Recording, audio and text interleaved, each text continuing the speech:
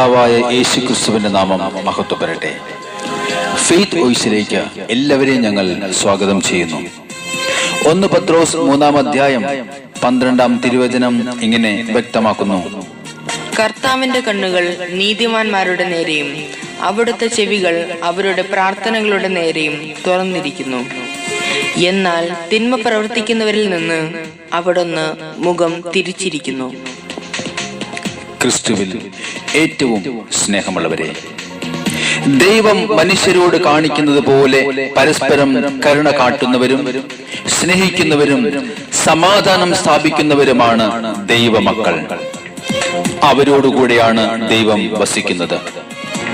ഹൃദയത്തിൽ അശുദ്ധിയും അധരങ്ങളിൽ പ്രാർത്ഥനയുമായി നടക്കുന്ന വിശ്വാസികൾ ധാരാളമുണ്ട്. എന്നാൽ അങ്ങനെയല്ല ദൈവസന്നിധിയിൽ പ്രാർത്ഥിക്കുന്ന വിശ്വാസികൾ ആയിരിക്കേണ്ടത്. മനുഷ്യൻ കാണുന്നതല്ല കർത്താവ് കാണുന്നത്.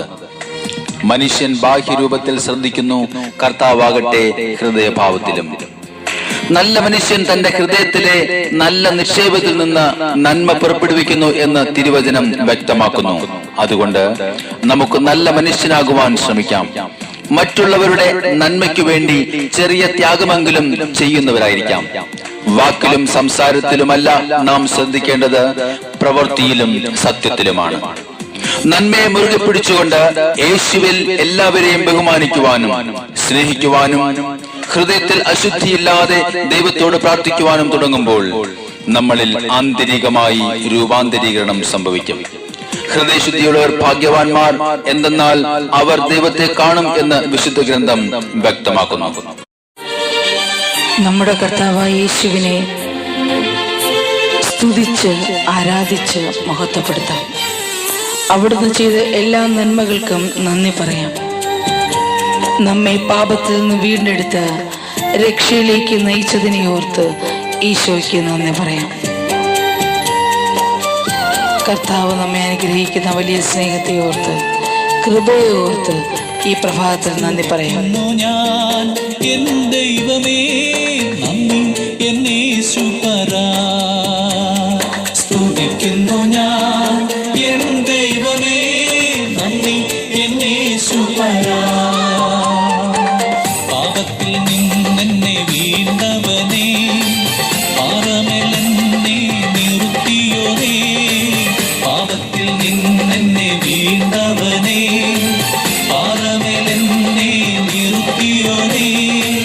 ഉന്നത പദവിയിലിരുത്തിയോനേ, നല്ല കർത്താവേ സ്തുതി നിനക്ക്. ഉന്നത പദവിയിലിരുത്തിയോനേ, നല്ല കർത്താവേ സ്തുതി നിനക്ക്. സ്തുതിക്കുന്നു ഞാൻ എൻ ദൈവമേ നന്ദി എന്നേശുപരാ, സ്തുതിക്കുന്നു ഞാൻ എൻ ദൈവമേ നന്ദി എന്നേശുപരാ. നമ്മുടെ കണ്ണുനീരിൽ നിന്നും നമ്മെ വിടുവിക്കുന്ന ഒരു ദൈവം, നമ്മുടെ അധ്വാന ഫലത്തെ നഷ്ടത്തിൽ നിന്നും സംരക്ഷിക്കുന്ന കർത്താവ്. ആ ദൈവത്തോട് നമ്മുടെ സകല പ്രാർത്ഥനകളും സമർപ്പിച്ച് അവിടുന്ന് ചെയ്തു തന്ന നന്മകൾക്ക് നന്ദി പറഞ്ഞ് നമുക്ക് സ്തുതിക്കാം.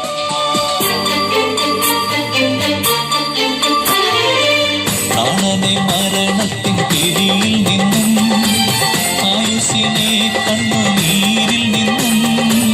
പ്രാണനെ മരണത്തിൻ പിടിയിൽ നിന്നും, ആയുസ്സിനെ കണ്ണുനീരിൽ നിന്നും.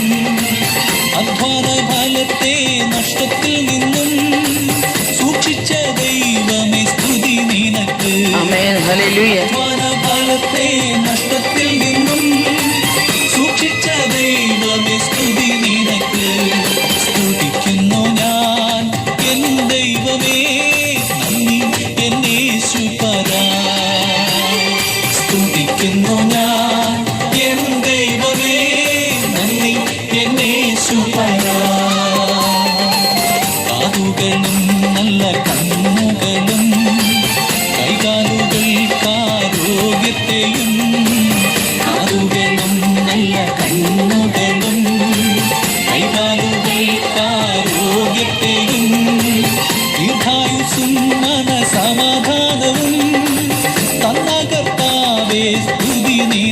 ആമേൻ. ഹല്ലേലൂയ. ദീർഘായുസ്സും മനസമാധാനവും തന്ന കർത്താവേ, സ്തുതി നിനക്ക്. ആമേൻ. സ്തുതിക്കുന്നു ഞാൻ എൻ ദൈവമേ, നന്ദി എന്നേശുപരാ.